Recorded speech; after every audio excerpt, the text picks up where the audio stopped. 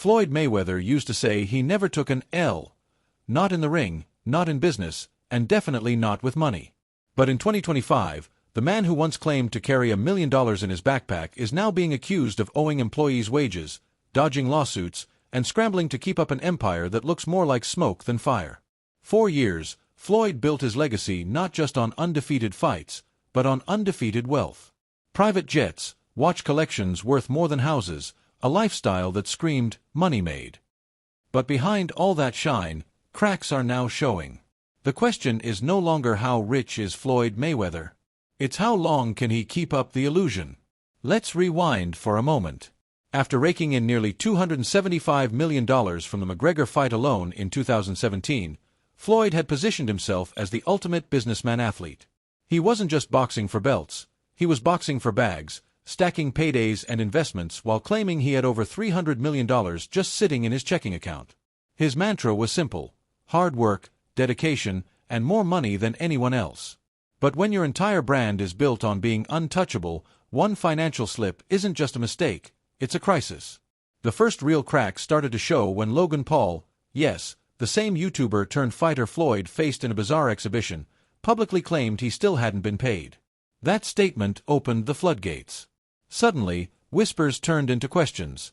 Was Floyd broke? Is Money Mayweather just a brand now? It didn't help when media personalities like Stephen A. Smith began fueling the speculation, revealing private conversations with Floyd about toying with McGregor and hinting that his wealth might not be as untouchable as we once believed. But talk is cheap. What really set off alarms was what happened at one of Mayweather's most prized business ventures, his Mayweather Boxing Plus fitness gyms. In February 2025, multiple employees at his LA location walked out, holding handwritten signs that screamed betrayal. One sign read, "The money team has no money." Others accused the brand of ghosting them, withholding pay, and violating labor laws. And the worst part? Employees were reportedly told not to bring the issues to Floyd's attention. Whether that means he's totally out of touch or willfully ignoring the storm, neither is a good look. While his staff scrambled for basic wages, Floyd was spending over $1 million on a Super Bowl suite in Vegas. That's not just tone deaf, that's devastating. This is the same man who used to flaunt his wealth on Instagram, laying out stacks of cash, comparing his wallet to other people's net worths. But now, people aren't impressed, they're confused. If you've made over $1 billion in your career, why can't you pay your own team? And it's not just the gyms. Since 2018, Mayweather has taken part in a slew of exhibition fights, in Tokyo, Dubai, London, facing influencers, kickboxers, and social media stars. These aren't legacy fights. They're cash grabs. And people are starting to ask, why does a man who claimed to have generational wealth need to keep flying across the world to punch people with zero boxing credentials? Floyd always framed these as easy money. But when you're fighting unranked opponents with no build-up and demanding cash up front before stepping in the ring, it starts to look less like business and more like desperation. Then came the real estate stunts. In early 2025, Floyd made headlines claiming he invested $42 million into a Manhattan skyscraper. The media ate it up, until real estate records showed his name wasn't even on the ownership documents.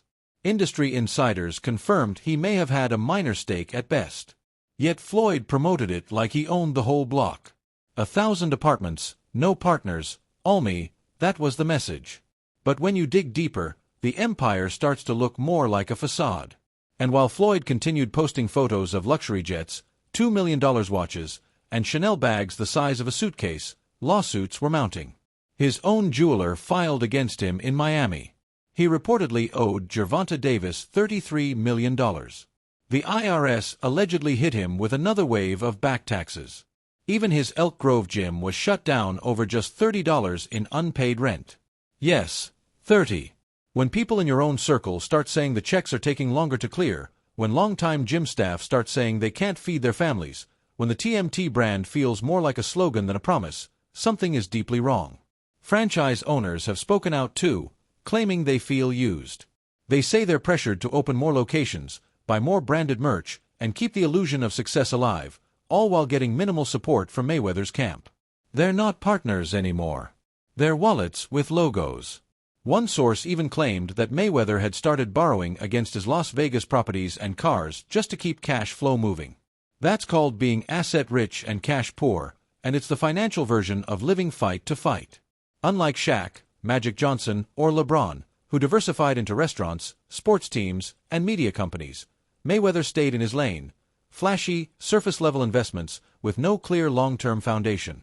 And now, the consequences are catching up. There are only so many exhibition fights left. At some point, the novelty wears off. And when your lifestyle still includes daily private jets, stacks of cash in your luggage, and parties that cost more than some people's homes, it's only a matter of time before something breaks. The saddest part might be that Floyd either doesn't know or doesn't care. His silence on the gym protests was deafening. No tweet. No statement. No, I'll fix it. Just more flexing, more properties, more show. In March 2025, he scheduled a last-minute fight in Paris with a French influencer no one had ever heard of. He flew in 2 days before, skipped the press, demanded cash, fought, and left. That's not a legend at work, that's a man cashing a check. And yet, somehow, the illusion persists. Floyd talks about his $10 billion property portfolio. He says he owns 18 buildings with 10 million square feet of real estate.